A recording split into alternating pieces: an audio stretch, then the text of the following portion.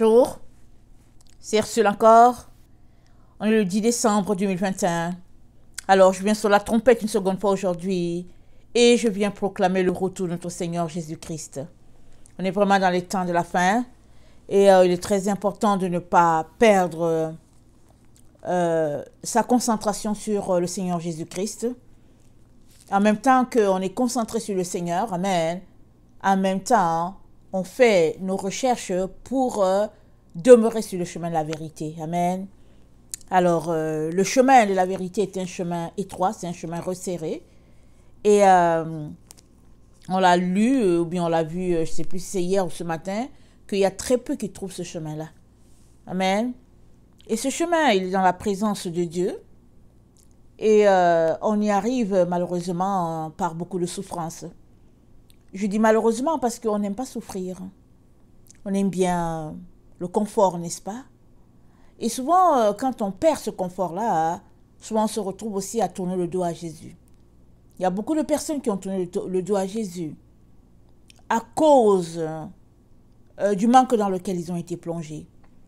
Et notre Seigneur, il est merveilleux en ce sens que quand tu viens le prier ou bien exprimer ton désir d'aller plus loin avec lui, ce qu'il fait, il t'enlève ces choses-là auxquelles tu t'attaches ou bien ces choses-là, au fait, le matériel, il t'enlève cela. Pourquoi? C'est pas parce qu'il veut te faire souffrir, mais souvent c'est nécessaire.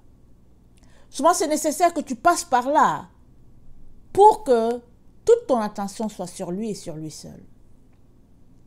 Alors, ne nous laissons pas attristés par toutes ces choses-là auxquelles nous nous attachons. La vie, elle est éphémère, n'est-ce pas? La vie sur cette terre, elle est passagère. La vie éternelle, elle est avec Jésus-Christ. Mais tout le reste, c'est passager. Alors, je viens nous encourager à saisir que nous sommes dans les derniers temps. Amen. Nous sommes vraiment dans les derniers moments sur la terre. Et je nous encourage à nous concentrer sur le spirituel, laissant de côté les choses matérielles. On ne manquera pas de manger. Et si on manque de manger, on va se retrouver dans la présence de Dieu. Les pharisiens ont demandé à Jésus, mais pourquoi est-ce que tes disciples ne jeûnent pas? Il a dit, mais écoutez, quand l'époux est là, comment est-ce qu'on peut jeûner? Mais quand l'époux leur sera enlevé, ils jeûneront.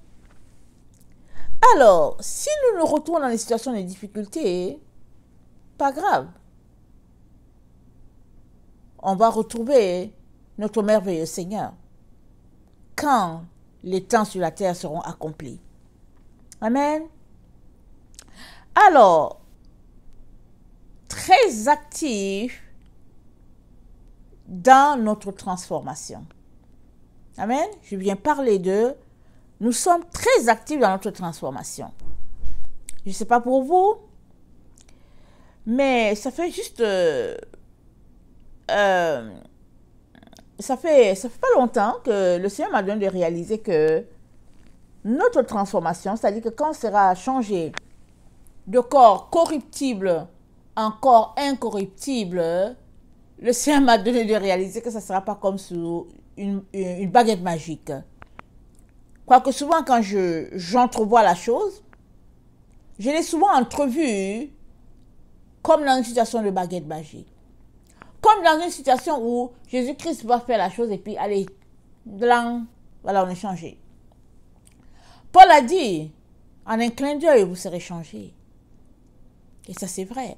Mais avant d'être changé en un clin d'œil, à tous les jours, nous sommes déjà changés à la gloire de Dieu. Parce que c'est dit, nous sommes transformés de gloire en gloire. Si vous voulez, nous sommes transformés de montagne en montagne. Parce que la gloire de Dieu, c'est la montagne de l'Éternel. Maintenant, quand on est sur un sommet, il faudrait d'abord redescendre, n'est-ce pas? Et puis reprendre le chemin encore pour aller sur l'autre pic. Amen. Et c'est de l'énergie. Et c'est du travail. Et c'est de la foi. Et c'est de la persévérance. Mais on doit continuer. Nous y sommes, n'est-ce pas? Alors, 1 Corinthiens 15, le verset 45, c'est Paul qui parle, il dit, c'est pourquoi il est écrit, le premier homme, Adam, devint une âme vivante. Le dernier Adam est devenu un esprit vivifiant. Mais ce qui est spirituel n'est pas le premier. C'est ce qui est animal. Ce qui est spirituel vient ensuite. Le premier homme tiré de la terre est terrestre. Le second homme est du ciel. Tel est le terrestre, tels sont aussi les terrestres. Et tel est le céleste, tels sont aussi les célestes. Et de même que nous avons porté l'image du terrestre, nous porterons aussi l'image du céleste. Ce que je dis, frère, c'est que la chair et le sang ne peuvent hériter le royaume de Dieu. Et que la corruption n'hérite pas l'incorruptibilité. Voici, je dis un mystère. Nous ne mourrons pas tous, mais tous nous serons changés. En un instant, en un clin d'œil, à la dernière trompette, la trompette sonnera, et les morts ressusciteront incorruptibles, et nous serons changés. Car il faut que le corps corruptible revête l'incorruptibilité, et que ce corps mortel revête l'immortalité. Lorsque ce corps corruptible aura revêtu l'incorruptibilité, et que ce corps mortel aura revêtu l'immortalité, alors s'accomplira la parole qui est écrite. La mort a été engloutie dans la victoire. Ô mort, où est ta victoire? Ô mort, où est ton aiguillon? L'aiguillon de la mort, c'est le péché, et la puissance du péché, c'est la loi. Mais grâce soit rendue à Dieu qui nous donne la victoire par notre Seigneur Jésus-Christ. Ainsi, mes frères bien-aimés, soyez fermes, inébranlables, travaillant de mieux en mieux à l'œuvre du Seigneur, sachant que votre travail ne sera pas vain dans le Seigneur. Quand on lit ces apôtres-là, quand on lit ces chrétiens des premières heures, on est étonné par leur foi. Quand ils parlent là, tu as l'impression que Jésus venait là à la seconde qui suit. Tellement ils se dépouillaient. Mais nous, que faisons-nous? Nous qui sommes plus proches de ce moment-là, nous sommes au XXIe siècle, eux ils étaient au premier. Nous avons tendance à traîner. Et le Seigneur aimerait que nous sachions que nous sommes impliqués dans notre œuvre de transformation. Ce n'est pas sous forme de baguette magique. Et quand bien même la trompette sonnera et que certains seront transformés de corruptible en incorruptible, déjà dans les temps dans lesquels nous sommes dans une œuvre de transformation au quotidien, instant par instant. Ce n'est pas des choses à négliger. Jésus-Christ nous a dit, dans Luc 21, on connaît bien ce passage-là, parce que je le lis souvent. C'est un passage qui reflète vraiment ce que nous traversons. Il a dit, le Luc 21, le verset 36, il dit, « Veillez donc et priez en tout temps, afin que vous ayez la force d'échapper à toutes ces choses, qui arriveront et de paraître debout devant le Fils de l'homme. » Nous sommes appelés à veiller en tout temps, à tout moment. Nous sommes appelés à veiller. Nous sommes appelés à prier, à veiller, à prier, à veiller. Souvent on peut se demander, c'est jusqu'à quand, jusqu'où? Souvent on peut se dire, ah non, mais vraiment. Mais on doit garder, on doit entretenir la prière afin de dépendre totalement du Saint-Esprit. Alors, Paul nous dit,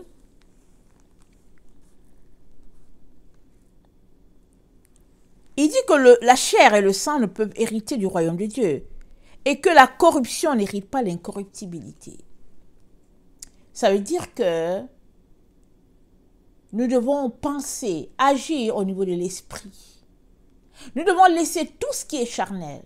Nous devons sacrifier ce que notre chair aime et nous tenir au niveau où c'est juste l'Esprit de Dieu qui nous dirige, qui nous conduit.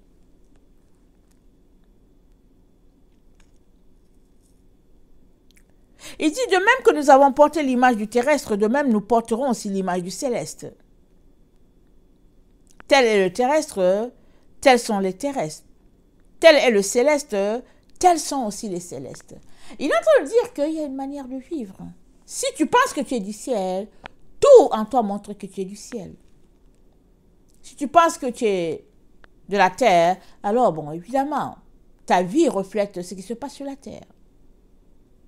Et notre Seigneur nous dit qu'une semence du mal a été sémée depuis le temps d'Adam et il est temps que cette semence-là soit récoltée.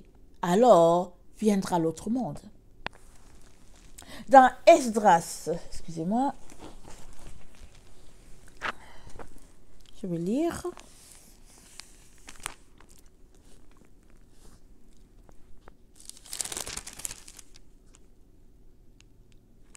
Dans Esdras, dans 4 Esdras, le verset 26,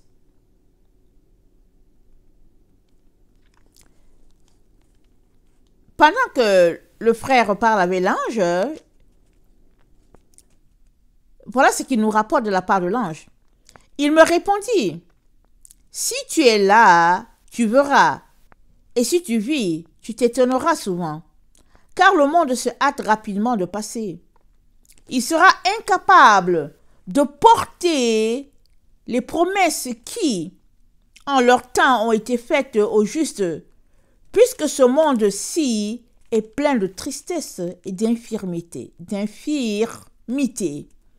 En effet, le mal sur lequel tu m'interroges a déjà été semé, mais son arrachage n'est pas encore venu. Si donc ce qui a été sémé n'est pas moissonné, et il ne disparaîtra pas.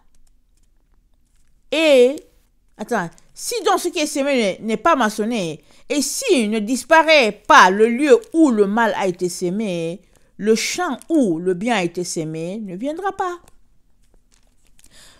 Donc, l'endroit où le mal a été sémé doit disparaître. Alors vient le nouveau. Car un grain de la semence du mal a été sémé dans le cœur d'Adam dès le commencement. Et combien d'impiété n'a-t-il pas produit jusqu'à maintenant? Combien n'en produira-t-il pas jusqu'à ce que vienne la moisson? Fais donc en toi-même l'estimation. Combien le grain de la semence du mal a-t-il produit de fruits d'impiété? Lorsqu'auront été sémés des épis innombrables, quelle grande moisson produiront-ils?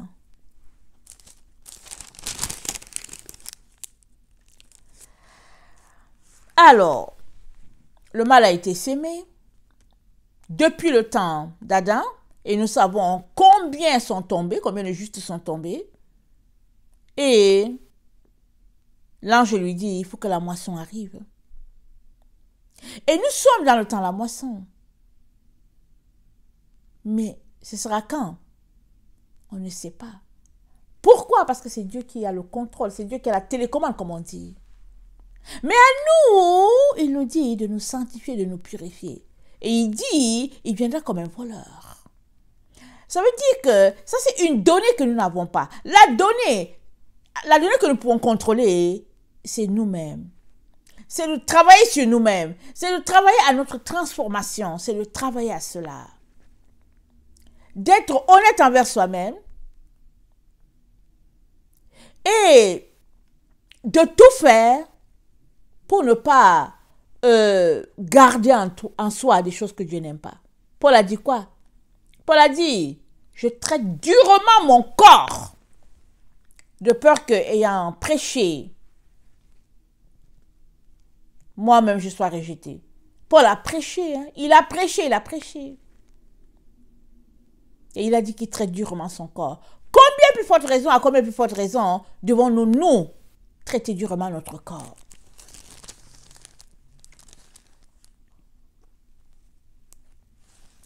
Et l'auteur à Esdras nous dit, c'est pourquoi je vous dis, nation qui écoutez et comprenez, attendez votre berger. Il vous donnera le repos éternel, car il est tout proche, celui qui adviendra à la fin du monde. Soyez prêts pour les récompenses du royaume, car pour vous une lumière perpétuelle brillera pour l'éternité du temps. Écoutez bien ceci. Fuyez l'ombre de ce monde. Recevez l'agrément de votre gloire. Moi, je prends publiquement mon Sauveur à témoin. Recevez le dépôt du Seigneur et réjouissez-vous en rendant grâce à celui qui vous a appelé au royaume céleste. Levez-vous, tenez-vous debout et voyez le nombre des inscrits au festin du Seigneur. Ceux qui se sont dégagés de l'ombre du monde ont reçu du Seigneur des tuniques splendides. Reçois, Sion, les tiens au complet et rassemble ceux des tiens qui sont vêtus de blanc et qui ont accompli la loi du Seigneur. Le nombre des fils que tu souhaitais est complet. Fais appel au pouvoir du Seigneur pour que soit sanctifié ton peuple qui a été appelé dès le commencement. Alors, il dit, comment il dit ça? Il dit, attends. Reçois, Sion, les tiens au complet et rassemble ceux des tiens qui sont vêtus de blanc et qui ont accompli la loi du Seigneur. C'est quoi la loi du Seigneur? Amen. Une chose est sûre, le Saint-Esprit nous a été donné pour que nous puissions faire ce que nous n'étions pas capables de faire. Si tu marches par le Saint-Esprit, tu n'es plus sous la loi. Pourquoi? Parce que tu passes à travers. C'est-à-dire que tu accomplis toutes ces choses-là sans même le réaliser. Pourquoi? Parce que l'Esprit de Dieu en toi, c'est l'Esprit de vérité. Et il te donne de te décrocher de toutes ces choses-là qui te retiennent. Et de t'accrocher ou bien d'être uni à Jésus-Christ, lui et lui seul. Et pour cela, nous avons besoin de quitter l'ombre de ce monde. Nous avons besoin de nous dissocier. Ce n'est pas un nouveau message que je donne. Ce message que je le donne souvent.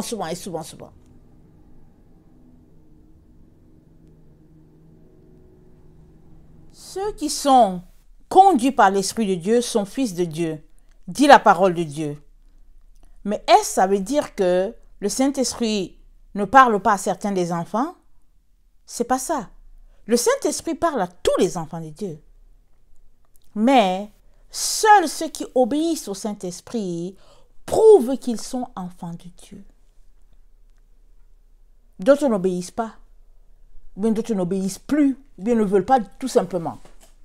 Ce n'est pas parce que le Saint-Esprit ne leur parle pas, il leur parle. Mais c'est ceux qui sont conduits par l'Esprit de Dieu qui sont fils de Dieu. Parce qu'ils ont décidé, ils ont entendu, ils ont dit, ah, c'est le Saint-Esprit. Ah, c'est la voix de mon Seigneur. Et ils se mettent à obéir. Et si c'est comme ça que nous marchons, nous sommes très actifs dans notre œuvre de transformation. Et dans le temps où nous sommes, où les choses sont encore viciées, amen, où c'est encore, ça sera encore plus intense, n'est-ce pas?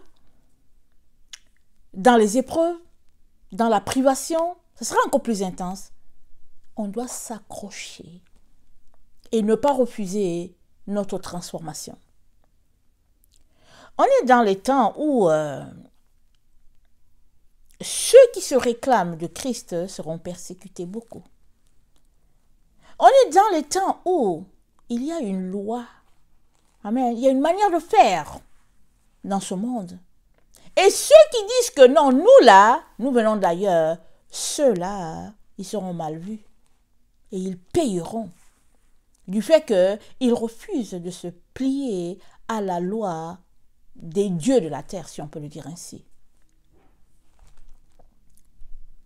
Et nous sommes appelés à aller à contre-courant de tout ce qui se passe. Et pour ce faire, nous avons besoin de nous accrocher à la vérité. Nous avons besoin de demeurer là où il y a la vérité. En 2017, j'avais fait un rêve. En tout cas, j'allais encore à l'église. Et dans le rêve que j'avais fait, il y avait du verglas. Alors, pas à peu près. Le verglas descendait du ciel. C'est-à-dire que c'était en direction du ciel. Tu ne savais pas où ça avait commencé, mais ça descendait du ciel. Et quand j'avais lu dans l'Apocalypse, en tout cas, il y a une partie dans l'Apocalypse que j'ai lue, où il y avait les glaces et tout, ça m'a fait beaucoup penser à mon rêve. Et c'était un temps austère.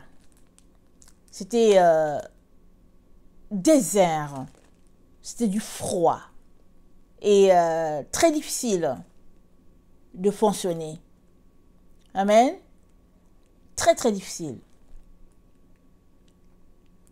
Et les enfants de Dieu voulaient se regrouper dans une église au bâtiment. Ils voulaient se regrouper là. Mais Dieu voulait qu'on se regroupe dans l'église, sa véritable église, et c'est là dans son cœur. Amen. Parce que la véritable église du Seigneur, elle est là. Amen. Dans le cœur de tout enfant de Dieu, tout vrai enfant de Dieu. Jésus-Christ a dit quoi? Il dit, le royaume des cieux ne viendra pas de manière à frapper les regards. On ne dira pas, le royaume des cieux ici, il est ici. Non. Le royaume des cieux, Jésus-Christ a dit quoi? Il est en vous. Le royaume de Dieu est en moi, il est en toi. Ça veut dire quoi? Ça veut dire que si nous décidons d'ôter de nous le royaume des ténèbres, alors le royaume de Dieu en nous sera très visible. Nous sommes ceux qui formons le royaume de Dieu, si du moins nous décidons de nous débarrasser des ténèbres. Alors Jésus-Christ a dit quoi? Ce n'est pas ce qui entre dans l'homme qui le souille, c'est ce qui sort de lui. Ça veut dire quoi? Ça veut dire que toi et moi sommes appelés à être très actifs dans notre œuvre de transformation en faisant sortir tout ce qui n'est pas de Dieu. Et là, à tous les niveaux. Au niveau de notre langage, au niveau des actions que nous posons, au niveau des choses que nous mangeons. C'est vraiment partout, partout, partout. Dès que l'Esprit de Dieu nous montre qu'ici, ça offense un peu le Père, arrêtons. Si l'Esprit de Dieu nous montre que nous avons besoin de prendre plus de temps dans la prière, allons-y. Si l'Esprit de Dieu nous montre que nous avons besoin de couper à cet endroit, coupons. La télévision, les réseaux sociaux, toutes ces choses-là, coupons. Et restons au pied du Seigneur. C'est là qu'il y a la sécurité, c'est là qu'il y a la vérité. Parce que sinon, on est emporté, je vous dis, et pas à peu près. Très, très vite. Très vite. Et quand le Seigneur m'avait montré ça, ce verglas-là, cette glace vraiment extraordinaire-là, c'est-à-dire que tu étais là, tu regardes ça, il m'avait aussi montré combien, amen, l'église qui dominait, amen, j'avais vu le chapeau du pape, amen, c'est le chapeau du pape. L'église qui dominait, c'était l'église du pape. Et là-dedans, les gens étaient impressionnés par la beauté matérielle, par le confort matériel. C'est ça qui impressionnait les gens, la beauté des yeux. Mais Dieu voulait que ses enfants s'imprègnent de la beauté intérieure, de leur beauté intérieure, et qu'ils avaient besoin de se concentrer à se dépouiller pour être beaux comme Dieu les a créés, comme Dieu les voit. Et les gens prêtaient allégeance à cette église avec le chapeau du pape. Et le Seigneur m'a dit, mon peuple est tourné vers l'extérieur, vers la beauté extérieure, parce que les gens étaient impressionnés, puis bon voilà, c'était la beauté extérieure. Mais le Seigneur a dit, il faut se centrer sur la beauté intérieure. Et la beauté intérieure, Dieu il nous l'a donnée, n'est-ce pas? Il nous a créés, amen, à son image, beau à son image, pur à son image. Mais nous avons été souillés avec tout ce qui est arrivé, le péché originel, le milieu et l'environnement dans lequel nous vivons, la société, peu importe ce qui nous a corrompus. Mais nous avons besoin de prendre conscience que le monde dans lequel nous vivons n'est pas pour nous. Et si nous voulons avoir accès à notre Dieu, nous devons nous dépouiller. Parce que les ténèbres couvrent la terre. Et avec beaucoup d'intensité d'ailleurs. Les ténèbres sont lourds, ils sont épais.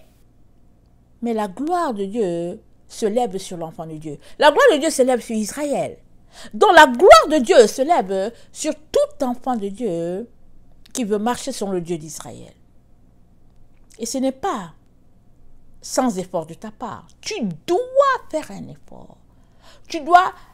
C'est-à-dire, chaque jour, l'effort que tu fais aujourd'hui doit être différent de l'effort que tu as fait hier. Parce que le péché se présente à toi subtilement. La Bible dit quoi? Et Satan se retira de Jésus pour une autre occasion encore. Quand Satan était venu tromper Jésus, c'est dit, et Satan s'est retiré de lui jusqu'à une nouvelle occasion.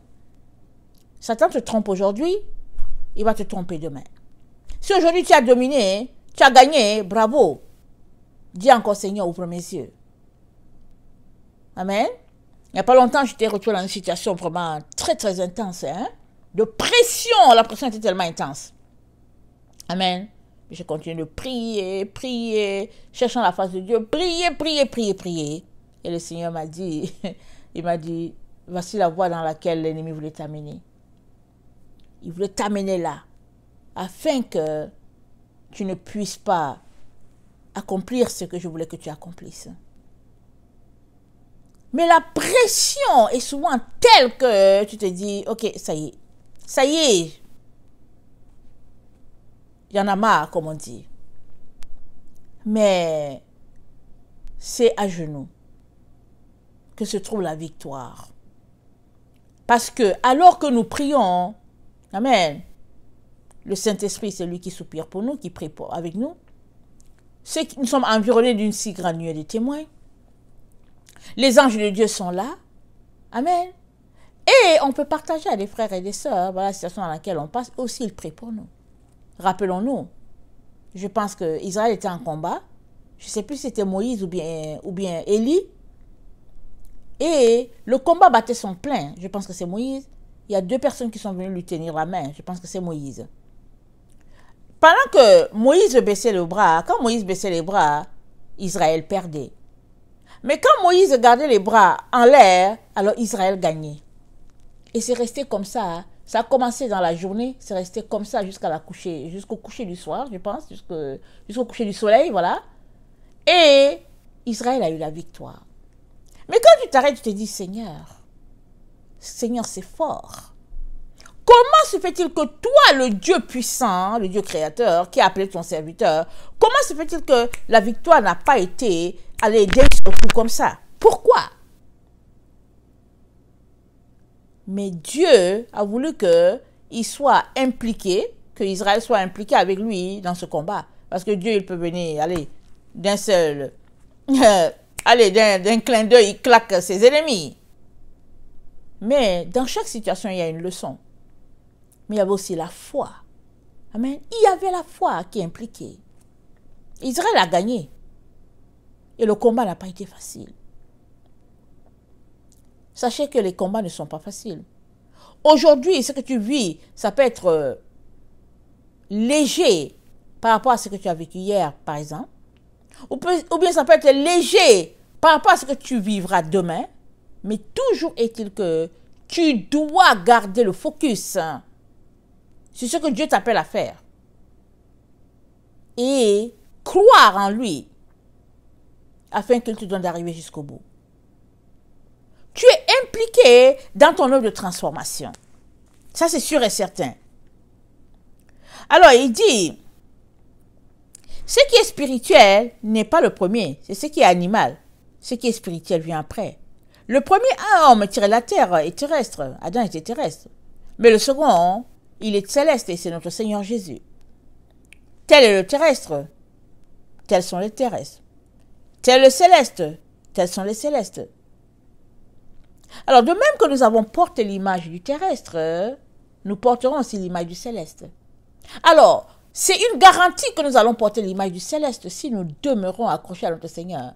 Alors que nous attendons porter l'image du céleste, il est déjà important que nous-mêmes, amen, nous soyons impliqués, corps, âme et esprit, à notre transformation, passant du terrestre au céleste, en laissant toutes ces choses-là qui nous rattachent au monde et en agissant selon toutes ces choses-là qui nous rattachent à Dieu.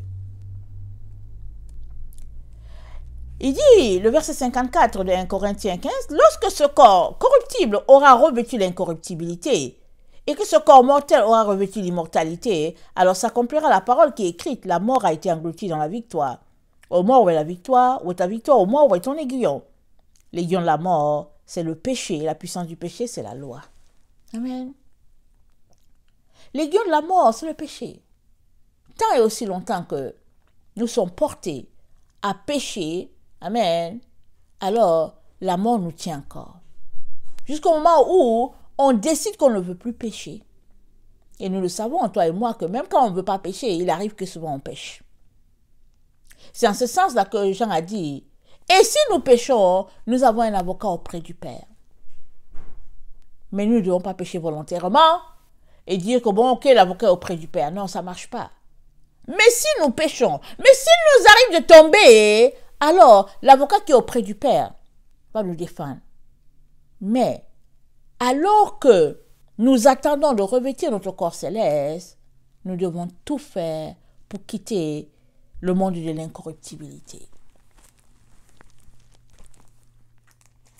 Dans Jean 9, le verset 4, Jean 9, le verset 4,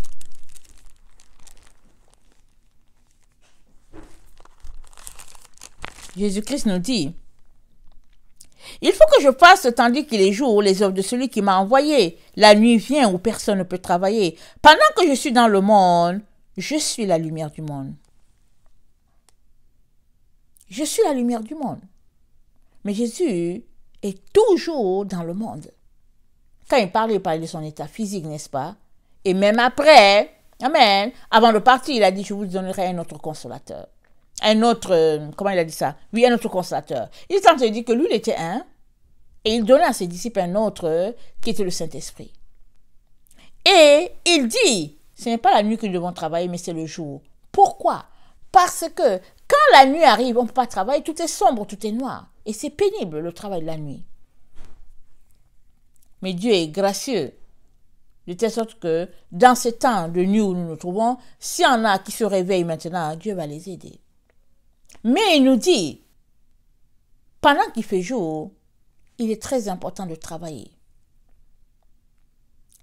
Et dans 2 Corinthiens 9, le verset 6, 2 Corinthiens 9, le verset 6, c'est dit, sachez-le, celui qui sème peu moissonnera peu, et celui qui sème abondamment moissonnera abondamment. Alors, on moissonne selon la quantité que nous avons sémé. Amen. On moissonne selon ce qu'on a sémé. Peu de semences, petite moisson. Beaucoup de semences, grosse moisson. Donc tout ce que nous faisons, nous allons le moissonner. Tout ce que nous faisons, nous allons le moissonner. Galates 6, le verset 7 à 9.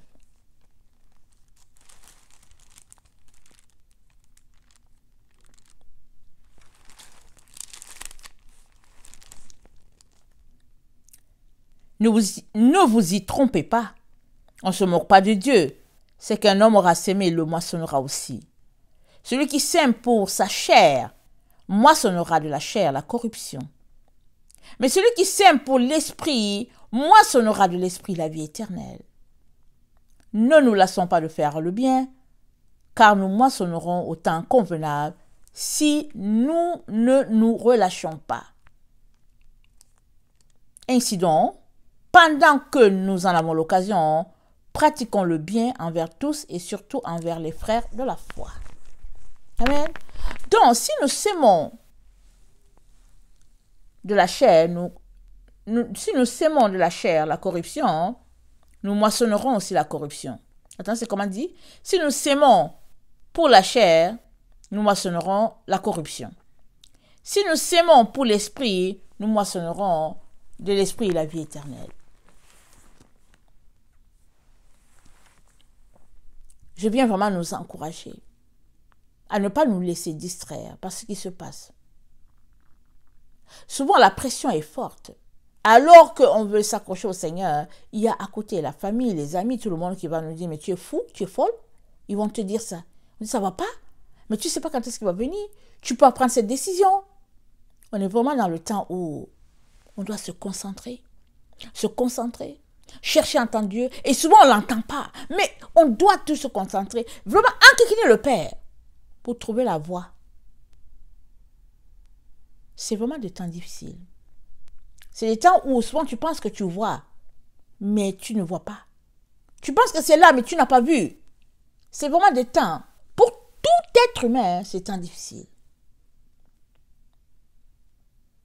Mais Dieu est là, près de ceux qui l'invoquent avec sincérité. Ne nous lâchons pas.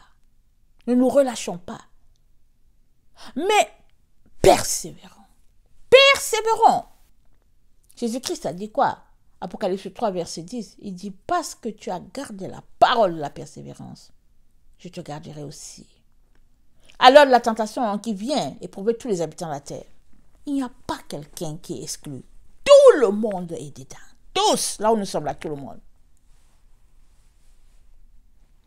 Si tu vois ton frère dans une situation vraiment que tu n'arrives pas à comprendre, prie pour la personne. Et si tu peux intervenir, interviens. Mais si le Seigneur te dit, ah, arrête, prie seulement, prie seulement. Parce qu'on est dans les temps d'épreuve. Et quand Dieu permet l'épreuve, c'est pourquoi? C'est pour sortir l'or de toi. C'est pour sortir l'or. Pour jeter les impuretés et sortir l'or. Alors que ton amour pour le Seigneur te donne de tenir jusqu'au bout, malgré tout ce qui se passe. Que le Seigneur bénisse sa parole. Je vous aime beaucoup et Dieu davantage. Soyez bénis. Amen et alléluia.